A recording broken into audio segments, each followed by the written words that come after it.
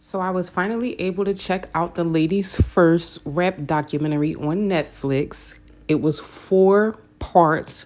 Ooh, child, it was long. That was a little long for my taste, and especially for what they touched on because the topics and the things that they went over, y'all could have jammed that in about an hour and a half. We didn't need 4 parts. Certain things in history, like things that you follow, like I was always really, really big into hip hop and rap, male and female.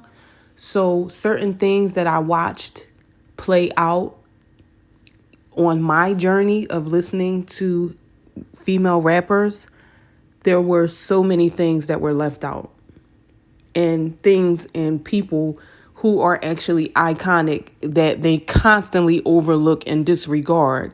And they like to speak of women being forgotten, but you can't speak of women being forgotten and then forget more people that I'm sure they know were just as influential as the people that they actually mentioned in the documentary.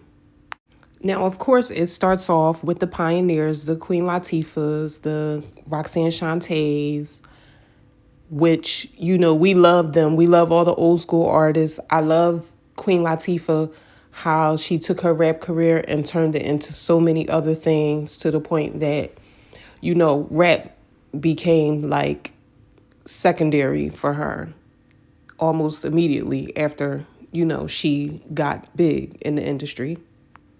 And although I feel like Roxanne Shante is very iconic because of the way she freestyle and her rap delivery, she was a really, really good artist that she didn't get the shine that she deserved back then, but I feel like she is getting it now. Like her movie on Netflix was really, really good.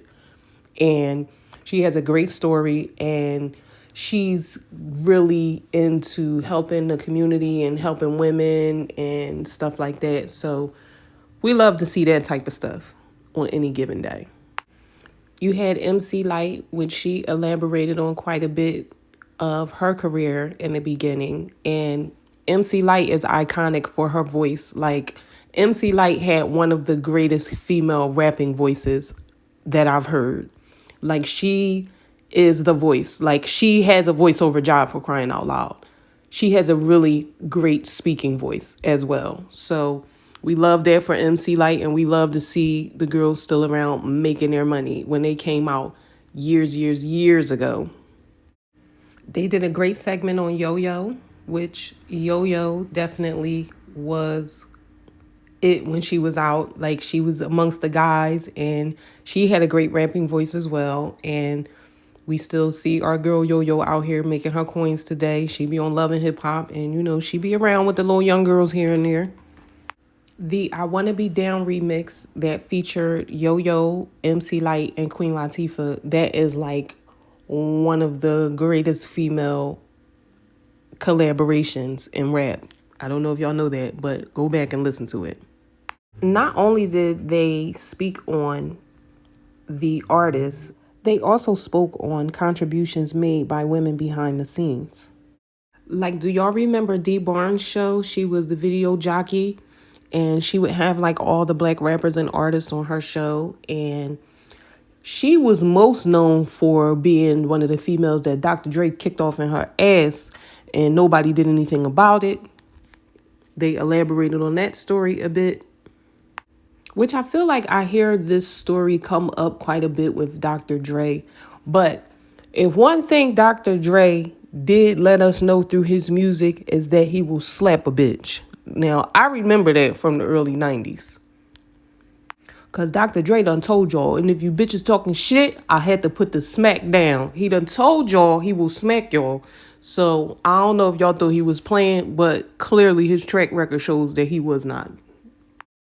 Next, you had Drew Dixon, who was a female producer who was typing up credits for Method Man's album, and she listened to it and she heard an interlude, and she got in contact with some people in order to turn the interlude that she heard into an actual song, because she thought that the interlude was really, really great and that it should be an actual song.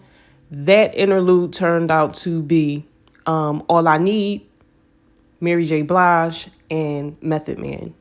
She did not get credit, which is a common thing. She didn't get anything from the record or even any type of acknowledgement or anything for actually orchestrating that becoming actually Def Jam's first Grammy,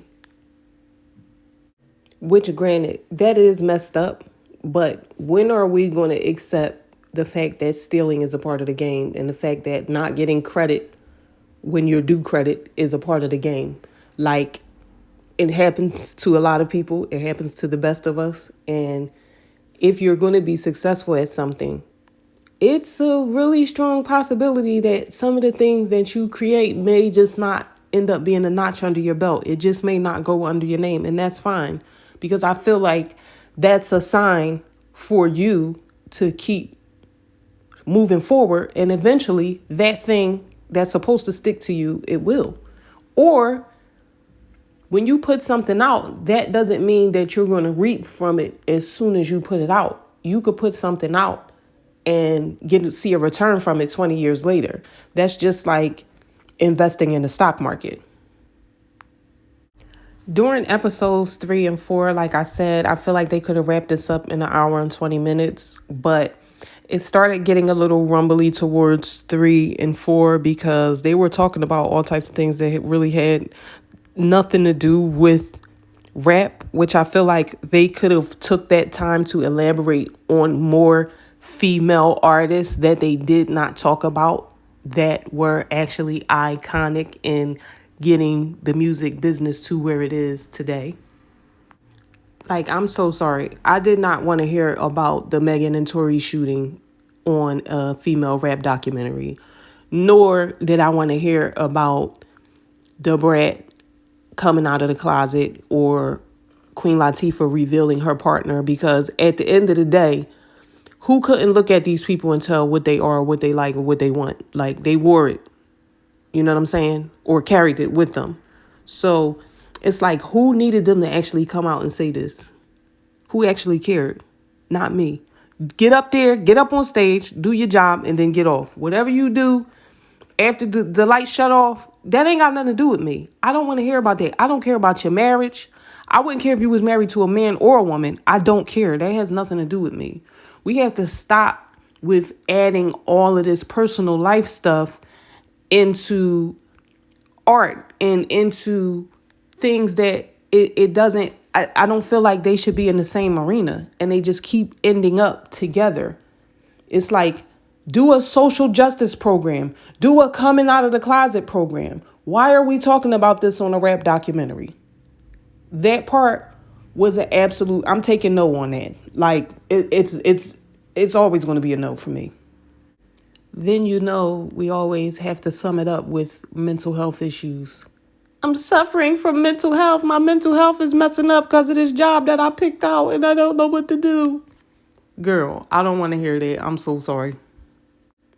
Everybody's job is hard. Things is hard for people. That's just how it is. Like, no matter what you're doing out here, it's going to be hard. If you collect trash, it's going to be hard. If you teach students, it's going to be hard. Anything you do out here or you decide to do to earn a living, it ain't going to be no cakewalk. It ain't going to be no walk in the park. So just pull yourself together and start acting like you got some sense. But let's get into the people that I feel like they definitely should have mentioned in this documentary, because they were definitely monumental in the building of the female empire in the music business. And I'm going to start with Eve, a Philly native, who she definitely did a lot in the industry, as far as she went from a rapper to a fashion designer. She had her own sitcom. She was a talk show host. She did a lot. Like, she won a Grammy. She did a lot in her industry. She took rap and she took it to the next level. They completely overlooked that. Eve was the first female rapper with the clothing line, Fetish. They overlooked that. Next, you have Crime Mob. I feel like Crime Mob, they was from the South. Nuck If You Buck is still spending the day. Why didn't y'all mention them? Kaya is another one, another Philly native. My neck, my back is always going to be spinning. Do you hear me? My neck, my back, especially if you leave out the country, it's my neck and my back all day. Like, the girls can't stop sampling my neck, my back. And I don't know why. I guess because Kaya talks a lot of trash, I'm assuming that people don't really mess with her like that. I don't know. But Kaya is iconic. Y'all can say what y'all want. Doja Cat. She's a newer artist, but I feel like her rollout and the way she went viral with the Moo song and built her career on social media, I feel like she should have been elaborated on a little bit more. And she's a really, really big artist. Like, she's probably bigger than all of them that they featured, like the newer artists that they featured right now. For some reason, the first lady of Death Row, Jewel, she always gets overlooked. When Jewel was the first woman I heard spit a nasty rap on a song. Jewel was on Death Row, and although she sung a lot of the vocals, she was also a rapper. And she was on some iconic songs, and she never got acknowledgement or recognition for her contribution to female hip hop. She even named Death Row Records because at the time when they were shopping for a name, they all had cases pending. So she actually came up with that name, which I wonder, is her family being compensated because Jewel is no longer with us? She passed on last year. But will she ever be compensated for her contributions to Death Row?